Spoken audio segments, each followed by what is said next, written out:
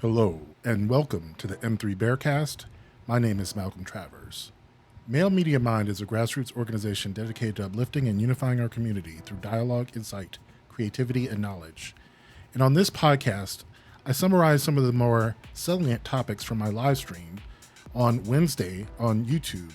And those are videos that I play from TikTok and Instagram around communication, relationships, spirituality, and self development.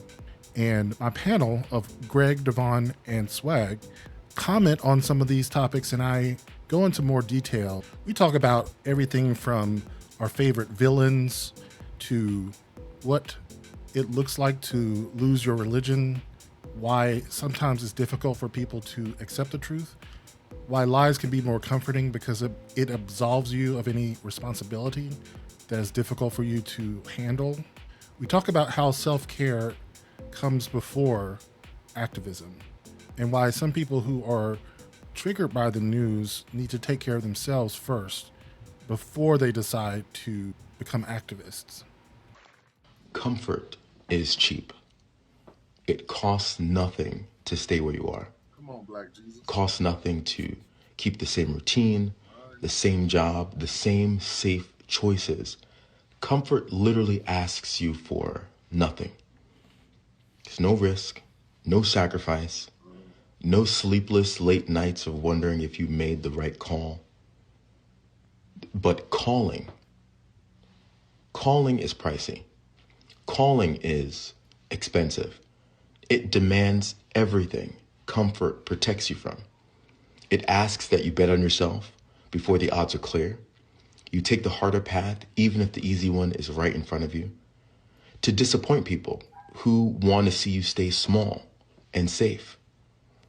So by design, most people choose comfort because comfort is cheaper. But the most terrifying thing is how comfort costs you in a different currency. In time, in potential, in the possibility of the person you could have been. And in the end, that price, it's the highest one you'll ever pay. Thank you, Black Jesus. Yeah, he's cool. He's also one of those people who has Nigerian parents, Americans with Nigerian parents. And he has some really funny skits about that. We've been doing a villain origin story challenge. This is a guided journaling challenge that I've been doing on my page. And the point is to help you integrate your shadow side. So here's what I'm curious about. Tell me about a villain in a story or movie or book that you low-key related to, and I want to know why. I'll share mine. There's this movie called I Care a Lot. The main character on the show is she's legitimately a scam artist. I'll tell you why I liked that character. Even though she was a scam artist and I don't condone scamming, it was refreshing to see a female character on TV doing what the fuck she wanted to do. Not being likable, not being acceptable. The fact that it was shocking to see a methodical and poorly behaved female character portrayed on a show gave me a lot to think about relative to behavioral expectations of women. Now confess, I want to know who your villains are. Ooh, pick me. Yeah, go ahead. Mine is the talented Mr. Ripley. Yes. Anybody knows me intimately knows that is my villain. That nigga was smooth and did not give two fucks who he killed. And it was nice. He was so kind when he murdered Jude Law's character. Just kind. What the said, now when I do such a thing like that, he's obviously lying. Oh my God. The book is even more fabulous than the movie. So because I think we talked about this one time. I think mine was Lecter. Yep. You said, and that scared the shit out of me. I had to watch you.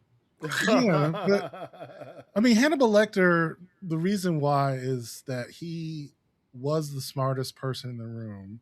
In the world, yeah, no match. And of course, like part of the dance that he and Clarice were on was also using Clarice to get to the warden of the prison, to get the perks that he wanted. Right. He needed someone who was Incredible. basically that he needed to be needed. He needed to worm his way into her investigation to get him privileges, which he ultimately used to escape the prison. And at the same time, he was a credible therapist to Clarice. Now, Sammy says his villain was Cruella de Vil. I would see somebody. Well, for Sammy, I would think some more like the Joker because of the sense of humor with the evilness. Interesting. Well, I mean, like in the more recent Cruella, they basically based it off. Yeah. Was it The Devil Wears Prada? And I would definitely put her as a villain. Miranda Priestley.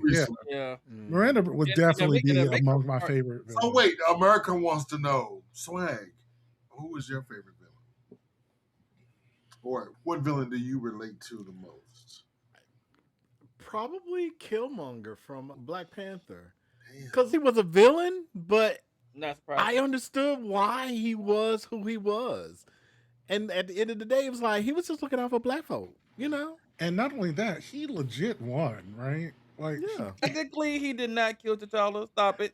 He was still alive. He did. He brought him back with the herb. He was still alive. Otherwise, they found him in the snow, in the ice, and they kept him alive that way. So, but didn't he still win though? No, he won the fight. No, right? Because it's a trial by combat. It is a fight. Either by yielding or to the death. And T'Challa did not die, nor did he yield. I did not yield. Malcolm, no, he did not. He's right. Malcolm, let this go. I guess so. Whatever. I thought he was dead. Get back to your little wheel. You're not going to win this one. Yeah. Hey. Well, who's your villain? Not going to win. Yeah, Swag. Think who's your villain? Ooh. Yeah, you'll be talking shit. Who is your villain, nigga? Who's your villain, nigga? Yeah, I know. I don't even think I have one. Gotta have a villain. As hateful as you can be on Beyonce's internet sometimes, you don't have a villain. The other day you said something so hateful. The Batman have like the best rose gallery. Like he does. Just pick one. If I choose my favorite villain out of the Batman Rose Gallery, it'd probably be the Riddler. Yeah. The Riddler is a good one. I like smart villains. Yeah, that's true. I like villains who, Killmonger won until they found him. He was still alive. So technically, in the moment, he did win.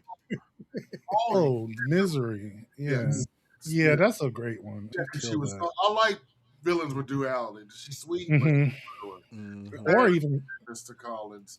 Yeah, Annie she was scary. She was scary. Yeah. Somebody here is the villain in my street team says Pennywise. Yikes. Magneto. I would definitely be yeah.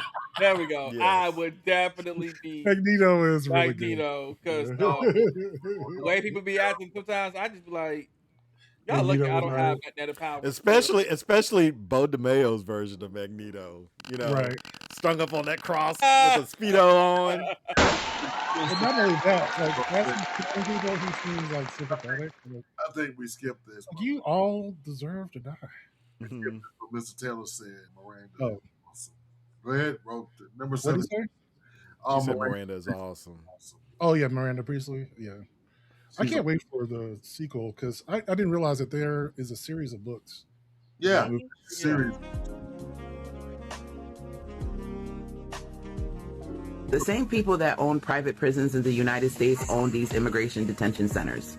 Let me repeat, the same people that privately own prisons also privately own these immigration detention centers. There is another insidious aspect to these immigration crackdowns. Crime has gone down in the United States, specifically black crime. Black crime has been going down in the United States for the last 10 to 15 years.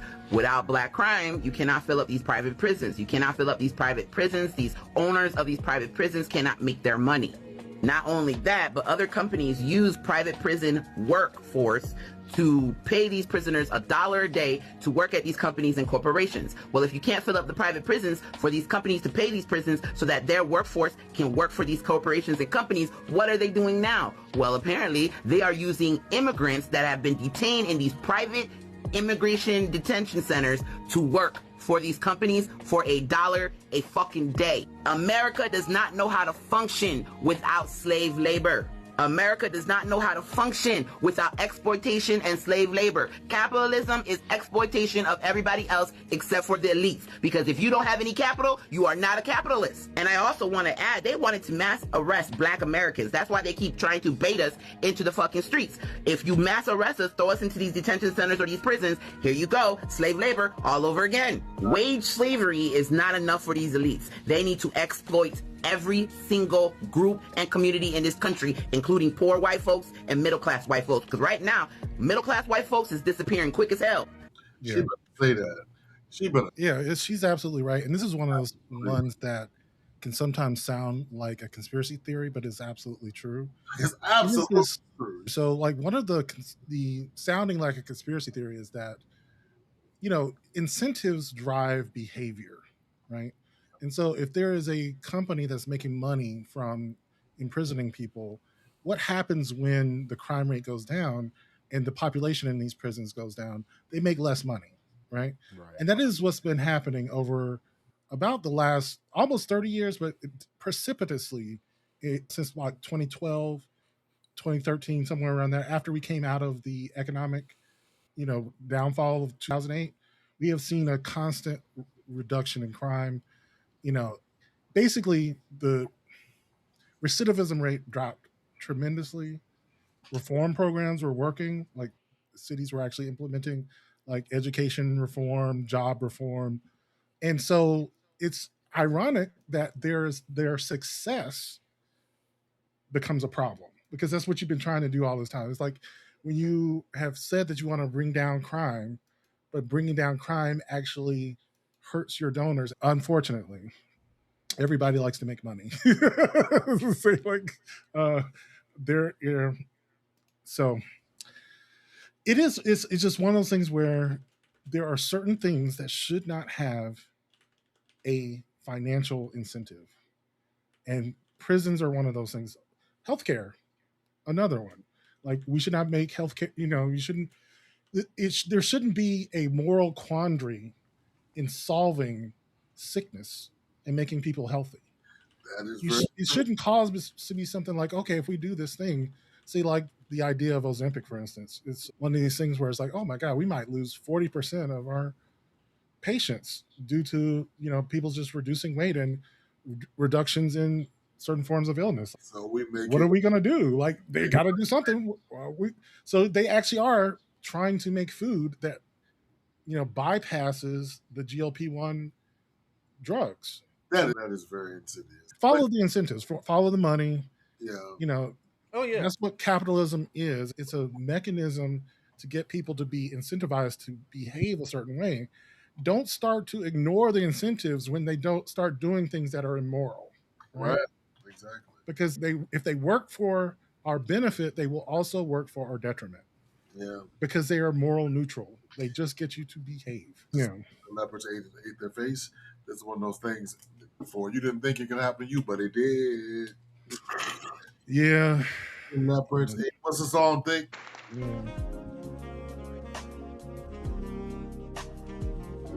The best way we can alleviate our stress, our tension, our despair, our anxiety, our angst comes from being with people.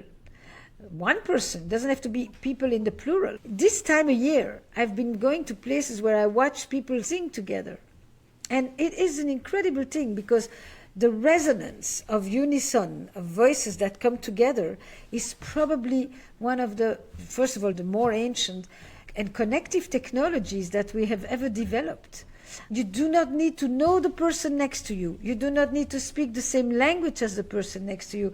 You just have to hum with them. And you meet at a level of resonance that is, talk about de-stressing. It's really, really significant. It comes from our connection to other human beings. And more importantly, it's not always a verbal connection. And these days, since we have been texting nonstop, on the one hand, people have never written as much as they do today. On the other hand, we are only relying on words when this happens. There's a whole contextual way that we communicate with each other that has to do with shared understandings and shared histories and non-verbal cues and body language and deep context that gives meaning to communication. We're primarily dealing with what is called cold information, not warm information. Yeah, I was talking about this with somebody that, I mean, outside of church, there are very few like social gatherings where you sing together. We were kind of talking about this idea of like, being part of bands or orchestras, music, group activities like that are highly, restorative.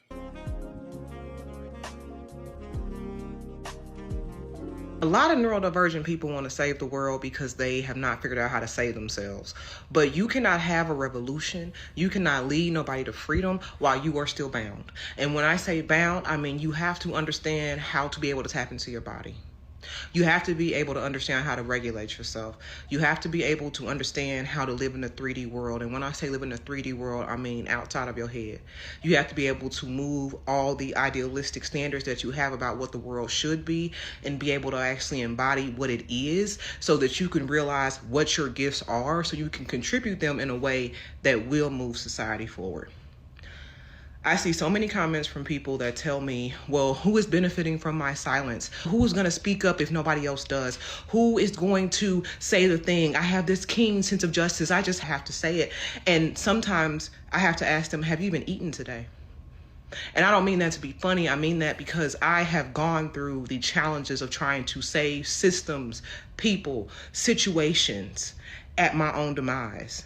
How am I going to lead somebody when I am not even fed? I'm not well taken care of, when I'm dysregulated all of the time. If I am fucked up and I'm leading a movement, I'm going to lead a fucked up movement. You have to get back into your body. You have to figure out how to regulate yourself. Because for me, neurodivergent people, gifted people, whatever, right? We have gone through so much trauma. You can't do this shit unless you help yourself first. Now back to my STEM day attention. I'm not quite sure what she meant. So I get it though. Basically, there are people who, like myself, who get really bent out of shape by what they see in the news and everything, and they drive themselves ragged. Coming up with ideas of like activism or movements, or community to gatherings and things like this. And when someone comes at her with that sort of behavior, there's like, with all this energy, and a lot of that comes from the feeling of being traumatized or whatever. And the question she asks is like, are you taking care of yourself? Have you eaten? It's just like a stand in. Are you sleeping? Are you eating? Right. Have you done the things to take care of yourself before you go out and try to save the world? Because the way that you see in your mind the way the world ought to be is just a projection of some problems within yourself, right? The world is the way that it is, and part of the trauma comes from the shattering of the illusion of what you thought the world was or what it should be.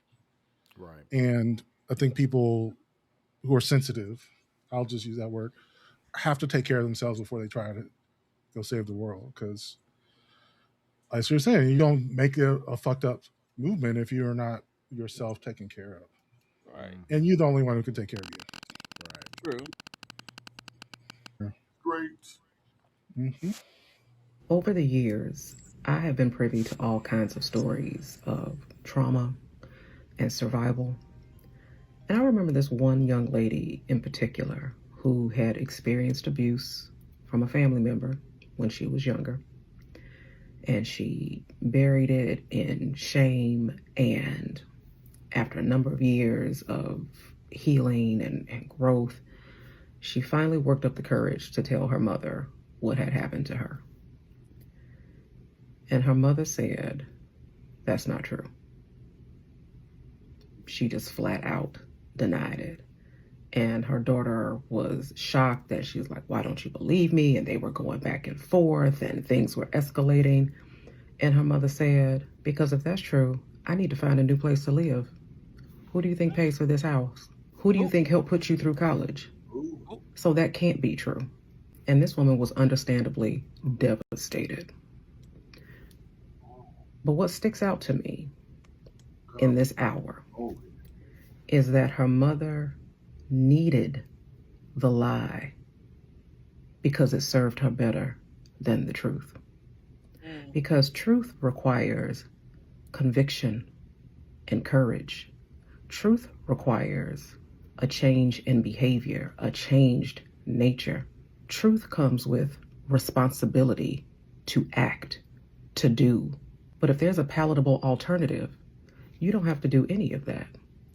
As long as there is a different interpretation, a different spin, a different way to look at it, you don't have to be responsible.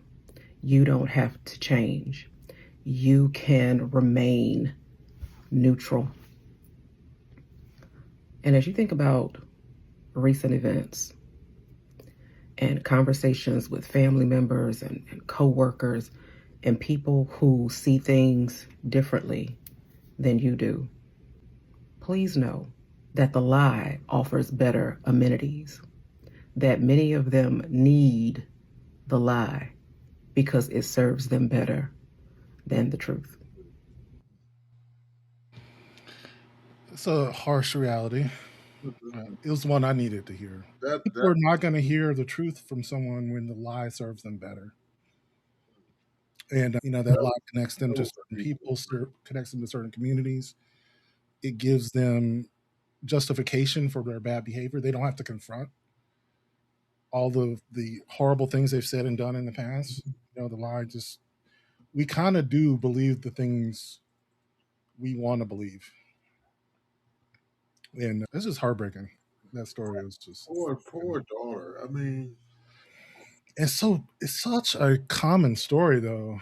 I've heard it a few times. It's a very common reaction. If you remember, it was a very similar reaction. Remember in Jennifer Lewis's book. Mm-hmm. Same thing happened to her when her mother eventually came around, but when she first told her mother.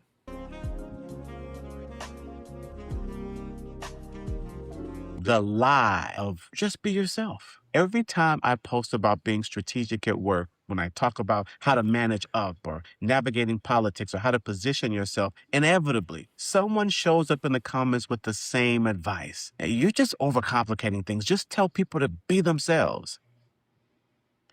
I don't even have to look at the profile anymore. I already know. Because just be yourself is advice from someone who's never had to even think about it. Someone who can walk into a room and have the room adjust to them. They don't calibrate. They don't code switch. They don't watch someone else's faces to see if their confidence is being received as competence or a threat. They just exist, and that's enough.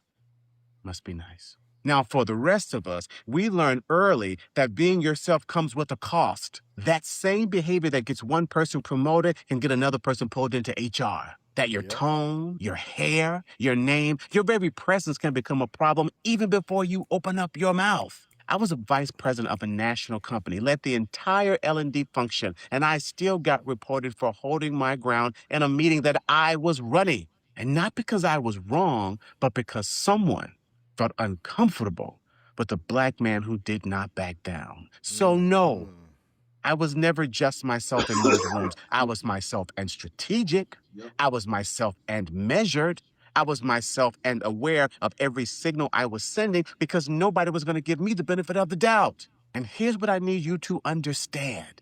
That is not weakness. That was not being fake. That's knowing the difference between the world as it should be and the world as it is. Just be yourself is a privilege disguised as advice, and it never sat well with me. And that is because it was never written for me. So the next time somebody tells you to just be yourself, ask yourself one question. Are they giving you advice, or are they just describing what it's like to be them?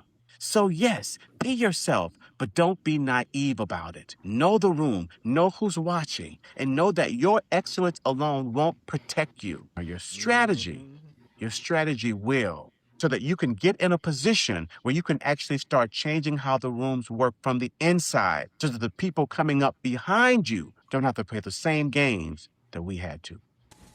Damn. Who was that? Yeah, that hit too. I hear some Malcolm, you amens are in firing in on the. all cylinders tonight. I feel like I'm Does going anyone to have go to any church. testimony to give? Because I heard some amens in the audience. Pass the collection plate. Yeah. I've had this discussion at work, me and our good friend Joe, you know, that like as black men, you know, we can walk into a room and we can lead a meeting or something, and we can be very passionate about what we're talking about. And it comes across as we're being threatening, we're being aggressive.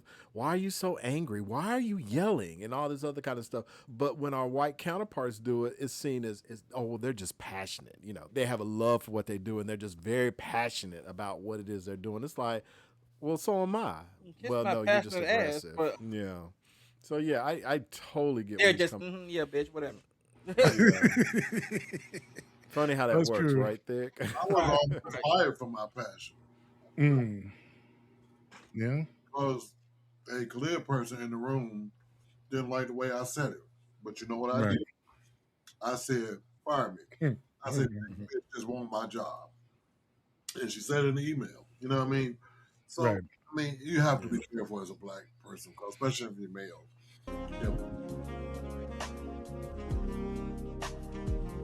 Your awakening has been, I need help. This is hard. Everything I believed crumbled. Everything. My faith in my faith in my religion, my faith in my country, my faith in my fellow man. It is all shaken to the core. And I'm sitting in a rubble trying to figure out, is there anything true? Is there anything to hold on to? And now I can't believe I couldn't see, because it is so plain. I can't believe I didn't see. I'm sorry that you guys had to carry it alone for so long. I was tagged many times in this video, and this is a woman who's had her entire matrix of reality really shattered, and she's kind of asking for advice for people who have been holding this for so long, and how did you do it? And she's speaking as if people who go through existential crisis earlier are her heroes because they've been carrying this for so long, when really she's a hero because what she did was actually harder. Existential crisis is hard all the way around. It's hard when you're 8 or 15 or 25 or 40. But when you're talking about kind of later in life having an existential crisis, it's actually harder on the brain and the nervous system. So you having your awakening journey in this stage of life, you're a hero for doing that. It actually doesn't make you, I feel like, less than any of the rest of us who started that journey maybe earlier in life.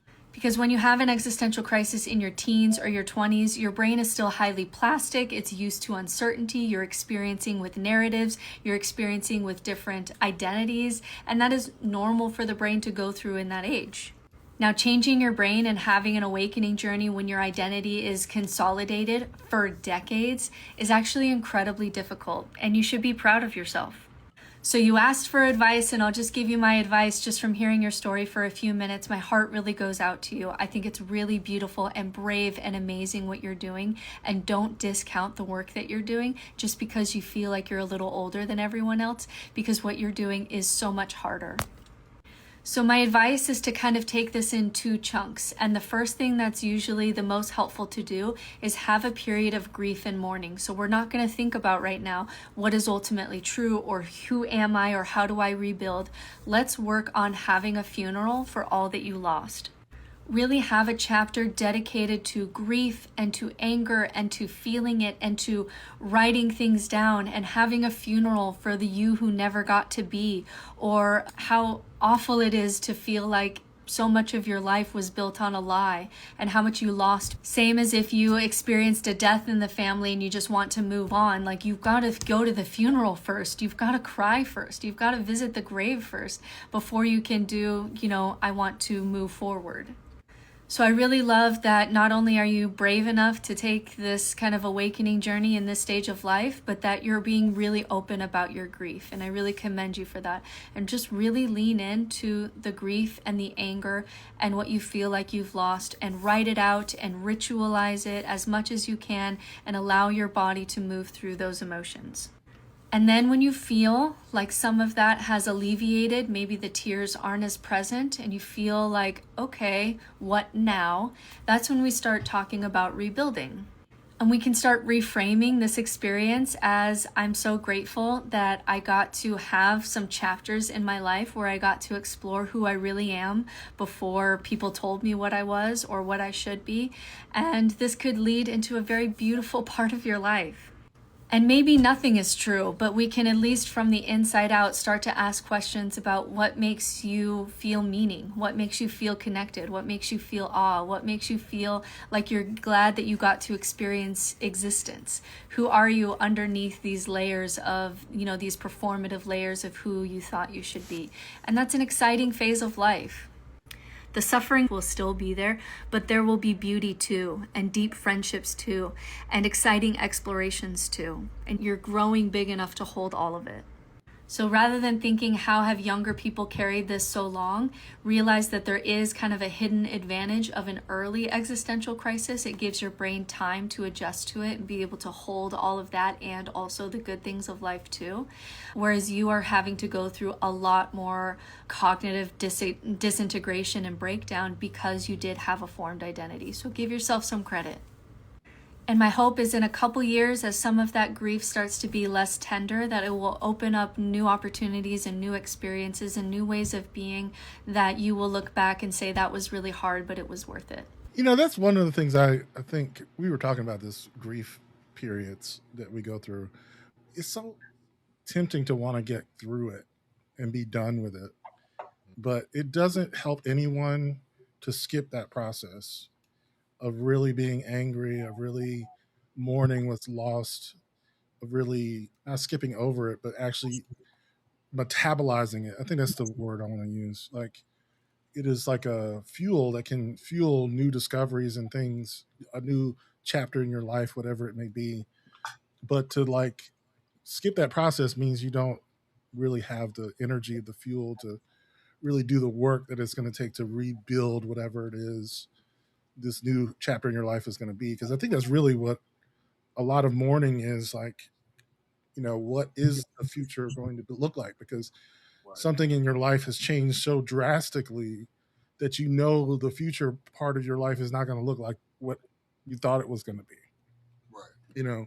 When I think about grieving a person who means a lot to you, the thing that resonates with me is that this person is such an important part of my life that I don't know what life looks like without them, because they are just that important to me. Like, if I don't talk to them every day, if I don't see them every weekend, if I don't go over and do whatever we did together, whatever rituals we had, then what does my life look like? And so before I can start to answer that question, I have to just mourn the fact that it's no longer there and really accept it, because there's a part of you that's going to want to reject that. Like, I've heard that, what is it, grief or regret is wishing you had a different past. Sometimes. Or, yeah, like, you can't change that. Right, but I tell you, I was listening to her video, but I think, like, you can't, like, there are certain rites of passage when it comes to people not being here. Like your death of your parents is something that is inevitable. You can't get around it. And I mean, when I say you can't get around it, like it sits in the room with you constantly. February 16th, actually, Swag's mama's birthday, is the passing of the anniversary of my mother's passing. So, bittersweet day, definitely. Yeah. But you think about it, and just on that day, I think, gosh, it's been 17 years since I've seen my mother. You know what I mean? Yeah. But I think about my 35-year-old self saying, I couldn't make it without my mother. Right. But obviously, I've done the work to not get past her, but to live better in that. Now, my question about this video is, I wonder what her aha was. Yeah, that's a good point. I didn't go into her video. It sounds like, because I'm hearing this a lot when people are coming to some kind of that Trump is a liar or a PDF, and this is that very reaction. I think so. I think there could have been a collapse of her entire belief structure. And she said because she mentioned politics, so she did mention politics in the country, and her belief in Trump could have stemmed from her religious upbringing, and so her loss of Trump also meant the loss of her religion. But it's when people emerge from that cult, it's their loss of community. They just don't wake up one day and say, Trump's a PDF and an a-hole. It's I'm no longer speaking to my cousin. And we talked about that earlier in the show about the woman who went to her mother about her abuse, and she was just like, no. Yeah. She was refused to believe the truth, and I feel like she brought that story up because she was like, this is kind of how Trump supporters are. Yeah, exactly. They're just like, nope, I don't care what the files say. Some of them just outright say, I don't care if he's a PDF. Right. So or it didn't happen. Yeah. Can't prove it. Yeah, you can't prove it to me. It's like, or now I tell people like, oh, well, he did what he said he was going to do. Name one. I said, well, I will become a Trump supporter if you can name one thing that Trump did that he says to do. And they can't. They can't ever do it. That's always, and I always challenge them. If you can bring me one thing that Trump did that he says he's going to do other than rape the government of $10 billion. Even the dastardly things he's trying to do, he can't even do those right.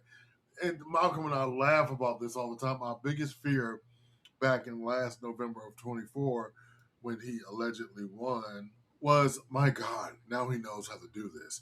We are fucked. But guess what? He don't. He still does not. He still does not. He still, that dementia or Alzheimer's, whatever is eating his brain, has eaten to the point of his frontal lobe. He is posting monkey pictures of the former president. He is saying the quiet part out loud. Just give me 10 billion. Just give it to me, right? You know what I mean? And there's nobody around him to do the bumper guards. So I'm getting back to this woman's video. Mm-hmm. My question is, like, I just had an epiphany that we are dealing with mentally ill people. Yeah. And so my harsh take, fuck them, we just don't invite them back. But they were duped. They're mentally ill. These are the same people that fell for Jim Jones. Did we fault the people that came from Uganda when they fell for Jim Jones? Go ahead. I would go back to the video that she had last week was, about forgiveness. I would never prescribe anyone the need to forgive someone like this woman. But if you want to, I think there's a part of me that feels like I would offer them similar advice without ever having to be a part of their lives or say that you're all right or whatever. I can have empathy for your loss of your family and everything and recognize that you're experiencing a loss and that you are in some sense being courageous for separating in a way that so many people have refused to. But I ain't gotta fuck with you because you But I didn't gotta fuck with you because you're still the type of person who did that shit in the first place. And you had plenty of opportunities to not do that shit. Now, I have to still protect myself from you.